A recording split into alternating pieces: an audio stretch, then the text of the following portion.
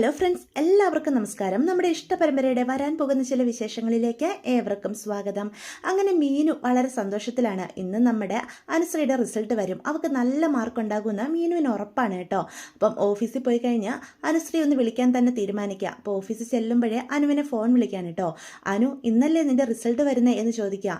അത് മീനു ചേച്ചിക്ക് ഓർമ്മയുണ്ടായിരുന്നോ? ഞാൻ കരുതി എല്ലാവരും മറന്നു പോയിട്ടുണ്ടാകുമെന്ന്. നിന്റെ ഒരു കാര്യം ഞാൻ മറക്കുമെന്ന് നിനക്ക് എങ്ങനെ തോന്നിയേടി എന്ന് അപ്പോൾ മീനു ചോദിക്കുക. നിനക്ക് നല്ല മാർക്കുണ്ടാകും, അതെനിക്ക് ഉറപ്പാ എന്ന് മീനാക്ഷി പറയാ. ഞാൻ നന്നായിട്ടൊക്കെ എഴുതിയിട്ടുണ്ടായിരുന്നു ചേച്ചി. എൻ്റെ അച്ഛനും അമ്മയ്ക്കും അത്രയേറെ ആഗ്രഹം ആയിരുന്നു എന്നെ പഠിപ്പിച്ച് ഒരു IAS ആക്കണമെന്ന്.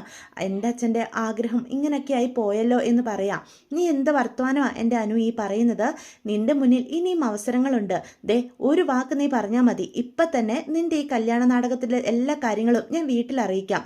അമ്മയും അച്ഛനും നിന്നെ വന്ന് വിളിച്ചുകൊണ്ട് വരികയും ചെയ്യും. പിന്നെ ഒരു പ്രശ്നമില്ല, നിന്റെ ആഗ്രഹം പോലെ നിനക്ക് പഠിക്കാം, IAS ആവുകയും ചെയ്യാം. പിന്നെ എന്താ പ്രശ്നം എന്ന് ചോദിക്കാം. വേണ്ട ചേച്ചി, ഞാൻ തിരിച്ച് ദേവമംഗലത്തേക്ക് വരേണ്ട സമയമായിട്ടില്ല, എനിക്കിവിടെ കുറച്ച് കാര്യങ്ങൾ കൂടി ചെയ്തു തീർക്കാനുണ്ട് എന്ന് ചോദിക്കാം. അപ്പോൾ പെട്ടെന്ന് നമ്മുടെ മീനാക്ഷി പറയും, അതെ അനു, എനിക്കൊരു കാര്യം ചോദിക്കാനുണ്ട്. ഇന്നലെ ഇൻകം ടാക്സ് റെയ്ഡൊക്കെ അവിടെ നടന്നല്ലോ, അതിൻ്റെ പിന്നിൽ നീയാണോ എന്നിങ്ങനെ ചോദിക്കാം. അതൊക്കെ നമുക്ക് പിന്നെ പറയാം ചേച്ചി, ഇവിടെ ഭിത്തിക്ക് പോലും കാതുണ്ട് എന്ന് അനുശ്രീ പറയാം. അത് നീ പറഞ്ഞത് ശരിയാ, ഞാൻ എന്തായാലും ഇപ്പം അതിനെപ്പറ്റി ഒന്നും സംസാരിക്കുന്നില്ല. എങ്കിലും എനിക്ക് മനസ്സിലാകുന്നുണ്ട്, ഇതുവരെയും ഒരു കുഴപ്പമില്ലാതിരുന്ന അവിടെ ഇപ്പം പെട്ടെന്ന് അങ്ങനെ റെയ്ഡൊക്കെ സംഭവിക്കണമെങ്കിൽ അതിന് പിന്നിൽ ആരായിരിക്കും എന്നൊക്കെ എനിക്കറിയാം എന്ന് പറയുമ്പം നമ്മുടെ അനുശ്രീയും ചിരിക്കുകയാണ് കേട്ടോ. മീനു ആണെങ്കിൽ നമ്മുടെ അനുവിനോട് പറയും, അതെ റിസൾട്ട് വന്നാൽ അപ്പോൾ തന്നെ നീ എന്നെ വിളിച്ച് പറയില്ലേ അനു എന്ന് ചോദിക്കുക. ഉറപ്പായിട്ടും എനിക്ക് ചേച്ചിയല്ലാതെ ആരെ വിളിച്ച് പറയാനായിട്ട് സാധിക്കുക എന്ന് ചോദിക്കുക. അച്ഛനും അമ്മയും ഒക്കെ എന്നോട് ദേഷ്യത്തിലല്ലേ, അവരാരും എന്നെ എന്തായാലും വിളിക്കാൻ പോകുന്നില്ലല്ലോ എന്ന് ചോദിക്കുക. നിന്റെ ഈ പ്രശ്നങ്ങളെല്ലാം അവർക്ക് മനസ്സിലാകും, അവരോട് പറഞ്ഞു കഴിഞ്ഞാൽ അവരെല്ലാവരും നിന്നോട് ക്ഷമിക്കുകയും ചെയ്യും.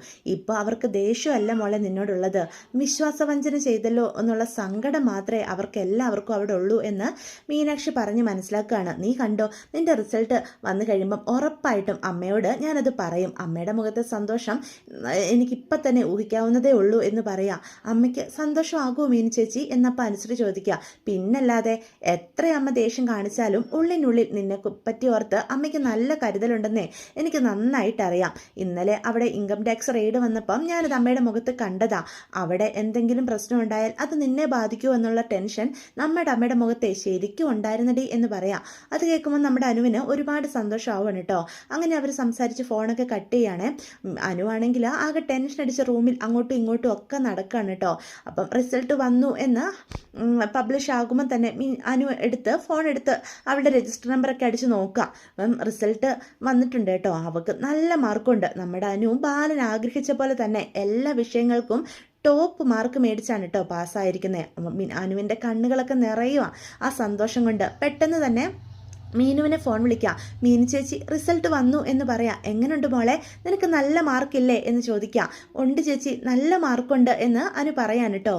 എനിക്ക് സന്തോഷമായി എന്ന് പറയാം. എത്ര % ഉണ്ട് എന്ന് അനുശ്രീയോട് മീനു ചോദിക്കാം. എനിക്ക് 100% അടുത്ത് മാർക്കുണ്ട് ചേച്ചി എന്ന് പറയാം. അതെയോ, വളരെ നല്ല റിസൾട്ടാണല്ലോ, ഇത് ഞാൻ എന്തായാലും വീട്ടിൽ ചെല്ലുമ്പം എല്ലാവരോടും പറയും എന്ന് അനുവിനോട് മീനു പറയാൻ കേട്ടോ. എന്നിട്ട് ഫോൺ കട്ട് ചെയ്യാം. ഇവിടെ ഞാനിപ്പോൾ ആരോടാ എൻ്റെ ഈ സന്തോഷം ഒന്ന് പറയുക? അലോകിനോട് പറഞ്ഞിട്ടോ ഒരു കാര്യമില്ല. മുത്തശ്ശിയോട് പോയി പറയാം എന്നും പറഞ്ഞ് അനുശ്രീ നേരെ ഇന്ദിരാമ്മയുടെ അടുത്തേക്ക് ചെല്ലുക. അപ്പം ഇന്ദിരാമ്മയുടെ അടുത്ത് നന്ദിനിയും രാജശ്രീയും ഒക്കെ ഇരിപ്പുണ്ട്. അനു ഓടിപ്പാഞ്ഞ് വരുമ്പം ഇന്ദിരാമ്മ ചോദിക്കും, എന്താ മോളെ, എന്തെങ്കിലും പ്രശ്നമുണ്ടോ എന്ന് ചോദിക്കുക. അത് മുത്തശ്ശി, എനിക്കൊരു കാര്യം പറയാനുണ്ടായിരുന്നു. എന്താ എൻ്റെ മോക്ക് പറയാനുള്ളത് എന്ന് അനുശ്രീയോട് ചോദിക്കുകയാണ്. അത് എൻ്റെ റിസൾട്ട് വന്നു, എനിക്കെല്ലാത്തിനും നല്ല മാർക്കുണ്ട് എന്ന് പറയണം. അതെയോ, മോള് നന്നായിട്ട് പഠിക്കുമെന്ന് ഗോമതി എപ്പോഴും എന്നോട് പറയായിരുന്നു. അപ്പം രാജശ്രീ ചോദിക്കും, എത്രയൊക്കെ മാർക്കുണ്ട് അനുശ്രീ എന്ന് ചോദിക്കാം. അപ്പം മാർക്കൊക്കെ പറഞ്ഞു കൊടുക്കുകയാണ് കേട്ടോ. അത് കേൾക്കുമ്പോൾ നന്ദിനിയും രാജശ്രീയും അതിശയിച്ച് നിൽക്കുക. മോള് ഇത്ര നന്നായിട്ട് പഠിക്കുമായിരുന്നോ? ഇത് വളരെ നല്ല മാർക്കാണല്ലോ, കോളേജിൽ മോളായിരിക്കും അല്ലേ ടോപ്പ് എന്ന് ചോദിക്കാം. അതെ എന്ന് പറയാൻ കേട്ടോ.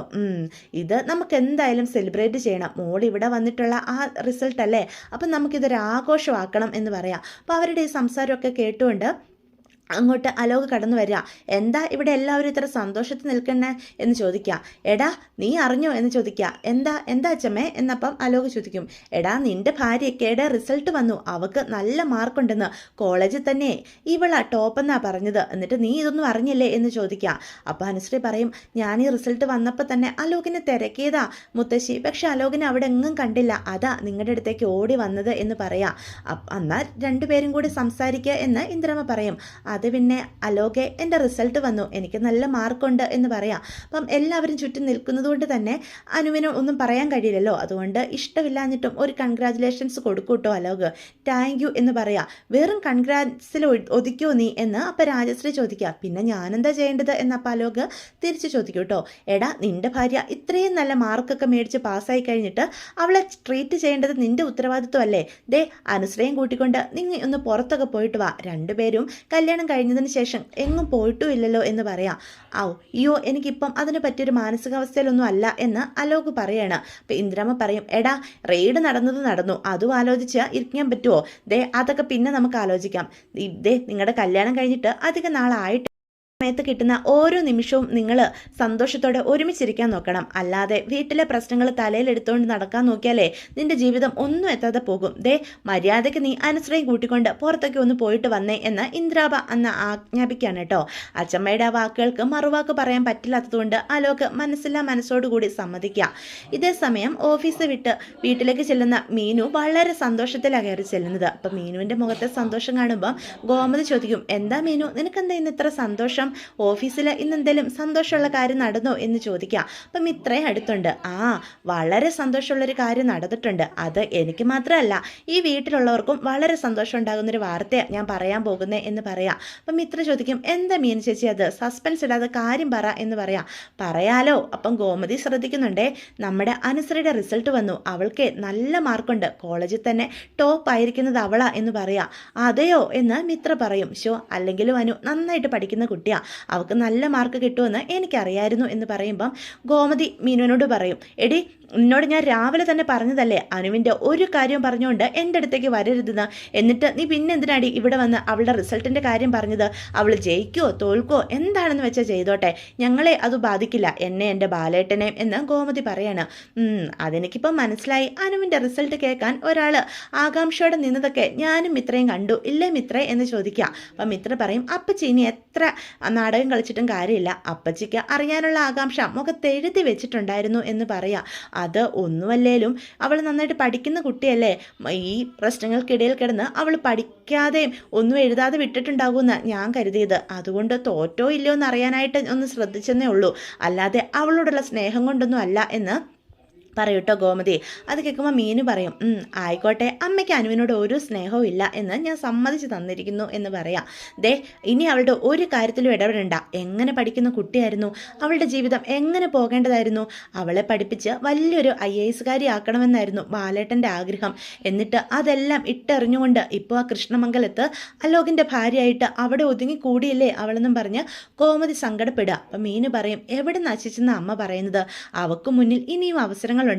അമ്മയും അച്ഛനും ആഗ്രഹിച്ച പോലെ അവൾ സിവിൽ സർവീസൊക്കെ നേടി അച്ഛൻ ആഗ്രഹിച്ച പോലെ ഒരു IAS ആവുകയും ചെയ്യും. ഇനി അവൾ എന്തായാലും എന്താ, എൻ്റെ ബാലേട്ടൻ്റെയും എൻ്റെയും മനസ്സിൽ തീ കോരിയിട്ടിട്ടല്ലേ ഇറങ്ങിപ്പോയത്, അതൊരിക്കലും അവളോട് ക്ഷമിക്കാൻ എനിക്ക് സാധിക്കില്ല എന്നും പറഞ്ഞ് ഗോമതി അവിടെ നിന്ന് അങ്ങോട്ട് പോവാണ് കേട്ടോ. അപ്പം മിത്ര പറയും, പാവം മനു, അവൾ ഒരു തെറ്റും ചെയ്താണല്ലോ ചേച്ചി എല്ലാവരുടെയും പഴി കേൾക്കുന്നത്, തെറ്റ് ചെയ്തവരാണെങ്കിലോ ഇവിടെ സന്തോഷത്തോടെ ജീവിക്കുകയും ചെയ്യുന്നു എന്ന് പറയാം. അപ്പം മീനു പറയും, ഒരവസരം നമുക്ക് കിട്ടും മിത്രേ, അപ്പം നമുക്ക് ആ സുകന്യ ചേച്ചിയുടെ അഹങ്കാരം തീർത്തു കൊടുക്കണം.